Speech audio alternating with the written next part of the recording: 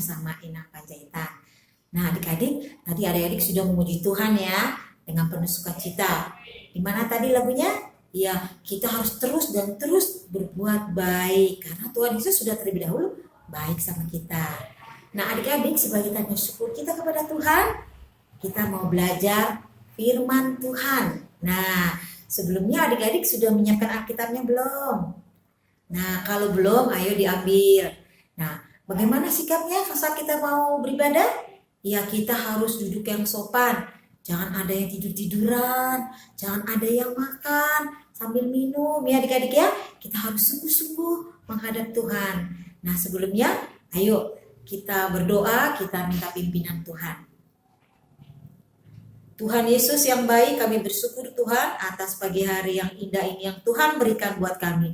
Kami bersyukur Tuhan kami boleh Kau berikan kesempatan untuk beribadah Bapak walaupun secara online. Tapi dalam hati kami percaya Tuhan, kami selalu bersuka cita dan kami berterima kasih Tuhan atas kesehatan yang Tuhan berikan.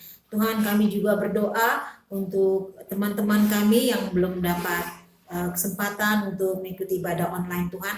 Tuhan tolong mereka, tetaplah Engkau menyertai mereka, memberikan sukacita. Tuhan kiranya Tuhan juga tolong kami untuk memberikan kami hikmat, memimpin kami, mengajari kami untuk mengerti akan firman-Mu Tuhan yang akan disampaikan oleh hamba-Mu. Terima kasih ya Bapak, inilah doa kami yang kami naikkan di dalam nama anak-Mu Yesus Kristus Tuhan dan Juru Selamat kami hidup. Amin. Nah adik-adik, hari ini adalah hari Minggu Palma. Siapa yang tahu apa artinya? Minggu Palmarum. Nah Minggu Palmarum itu adalah hari Minggu sebelum peristiwa kematian Yesus di kayu salib pada hari Jumat Agung. Nah, apakah adik-adik masih ingat pada yang cerita-cerita tentang Yesus ketika mau memasuki kota Yerusalem? Ya, di mana pada Minggu Palma ini kita mengenang saat Yesus dieluk-elukan, Yesus disambut dengan meriah ketika dia memasuki kota Yerusalem.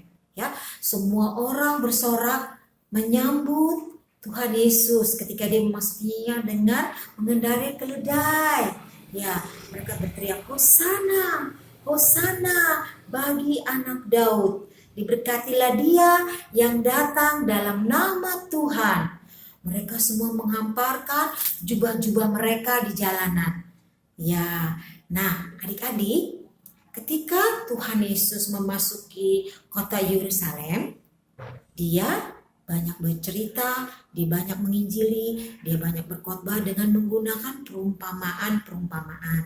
Nah adik-adik, ketika di kota Yerusalem tidak juga semuanya orang yang senang mengikuti Tuhan Yesus, tapi banyak juga yang membenci Tuhan Yesus, ya, khususnya yaitu tentara-tentara Romawi. Nah, suatu ketika Tuhan Yesus ditangkap dan dia dihadapkan kepada Pontius Pilatus. Nah, mereka ingin mengapain ya Tuhan Yesus? Ya, mereka ingin Tuhan Yesus diadili. Diadili kenapa? Nah, adik-adik tahu kan? Tuhan Yesus itu tidak pernah melakukan kesalahan apapun. Malahan dia melakukan begitu banyak kebaikan. Begitu banyak melakukan mukjizat. Nah, karena kuasa Tuhan Allah ada dalam diri Yesus. Nah, adik-adik, ketika dia ditangkap dan diadili di depan Pilatus, orang-orang banyak yang ingin dia dihukum mati. Nah, adik-adik, bagaimana cerita selanjutnya? Ayo adik-adik yang membawa Alkitab, ayo kita buka di dalam Injil Matius 27.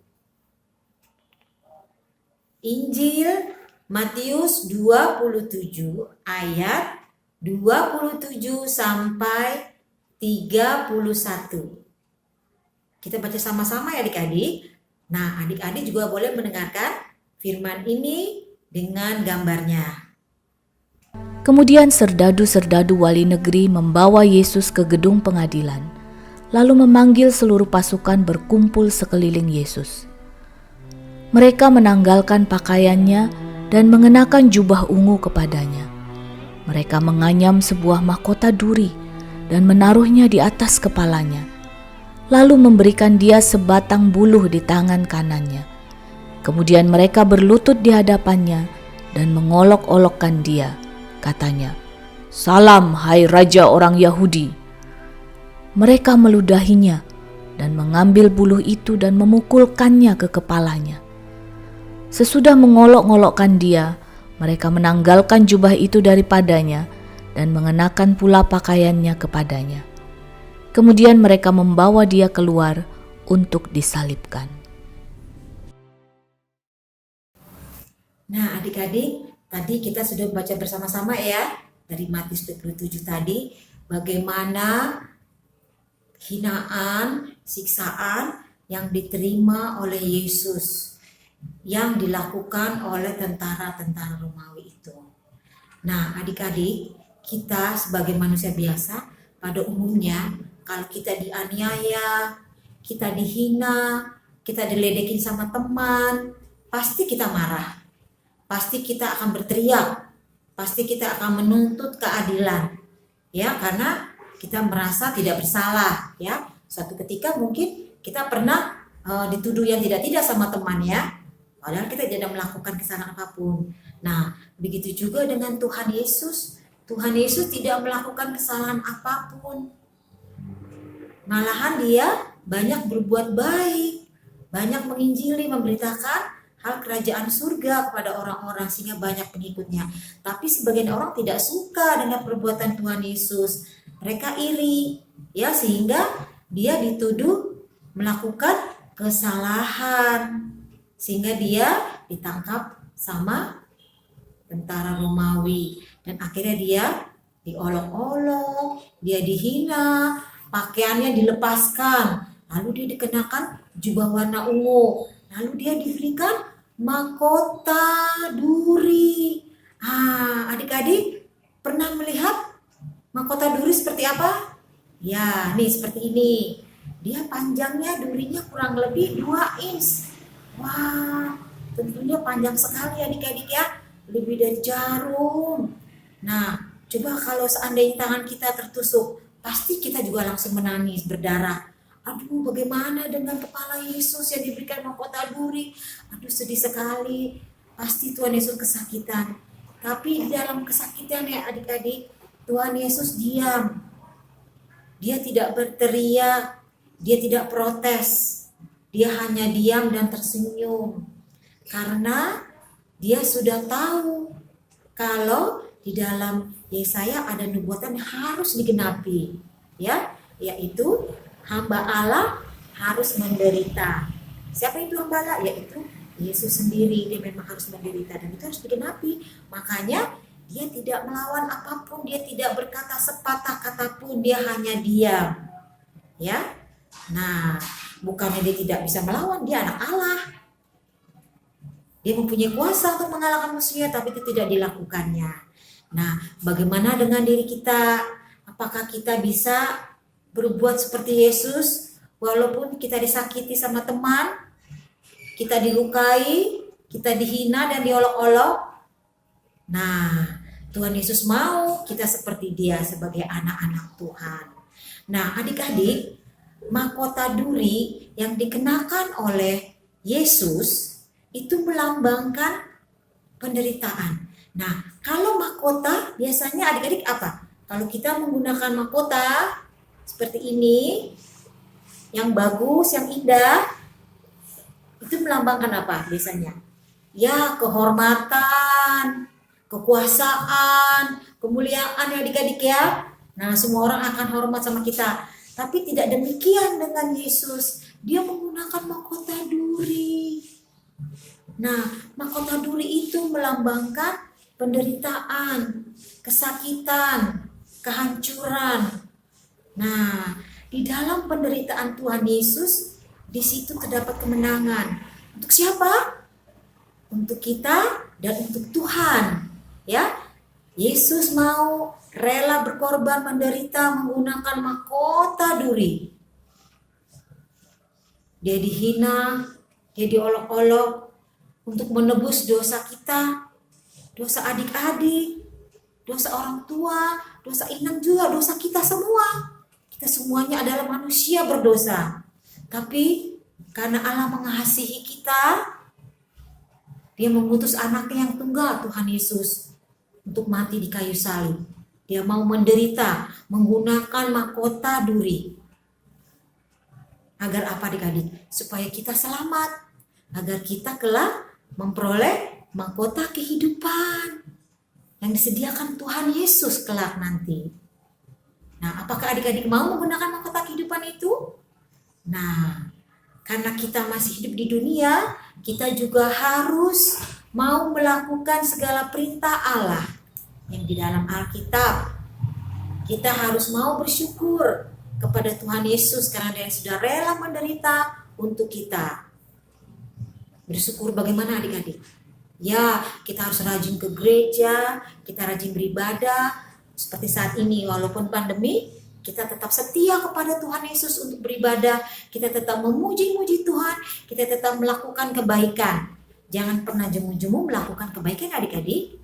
Karena Tuhan Yesus juga dalam penderitaannya selalu melakukan kebaikan. Yesus sudah menanggung mahkota duri itu semuanya bagi kita. Yesus mengenakan mahkota duri itu bagi kita agar kita beroleh mahkota kehidupan yang kekal. Pesan firman Tuhan buat kita pada hari ini, kerelaan penderitaan yang dialami Tuhan Yesus sepatutnya kita hargai dan kita syukuri dengan melakukan semua perintah Tuhan. Jangan pernah membalaskan kejahatan dengan kejahatan, tapi teruslah untuk berbuat baik walau hidup kita menderita. Tetaplah bertahan terus menghadapi tantangan. Jangan pernah menyerah sampai akhir Tuhan Yesus datang. Ayat emas buat kita pada hari ini diambil dari Matius 5 ayat 10. Kita bisa sama-sama ya adik-adik. Matius 5 ayat 10. Berbahagialah orang yang dianiaya oleh sebab kebenaran, karena merekalah yang empunya kerajaan surga. Berbahagialah orang yang dianiaya oleh sebab kebenaran, karena merekalah yang empunya kerajaan surga. Kita berdoa. Bapa Surgawi, kami bersyukur Tuhan atas firman Tuhan yang telah kami dengarkan pada hari ini. Kami bersyukur, kami bangga punya Allah seperti Engkau, Yesus yang telah mati di kayu salib untuk menanggung dosa-dosa kami. Ajarlah kami Tuhan untuk selalu mensyukuri Tuhan. Ajarlah kami untuk rela menderita. Ajarlah kami Tuhan untuk tidak membalas kejahatan dengan kejahatan. Biarlah Tuhan Engkau yang tolong kami untuk menjadi anak-anak yang baik, anak-anak yang penurut melakukan perintah Tuhan. Terima kasih Bapak atas penyertaan-Mu selama ibadah kami. Inilah doa kami yang kami naikkan di dalam nama Tuhan Yesus, Tuhan dan Juru Selamat kami hidup. Amin. Terima kasih adik-adik, sampai jumpa minggu depan. Tuhan Yesus memberkati. Nah adik-adik, tadi kita sudah mendengarkan cerita tentang Tuhan Yesus. Dia sudah diberikan mahkota duri yang begitu menderita. Nah adik-adik, kita sebagai anak Tuhan, kita tetap bersuka cita, kita tetap memuji Tuhan, walaupun kita kadang-kala suka dikatain sama teman-teman. Ayo sekarang kita semuanya bangkit berdiri, kita mau memuji Tuhan, kita tetap tersenyum di dalam Dia.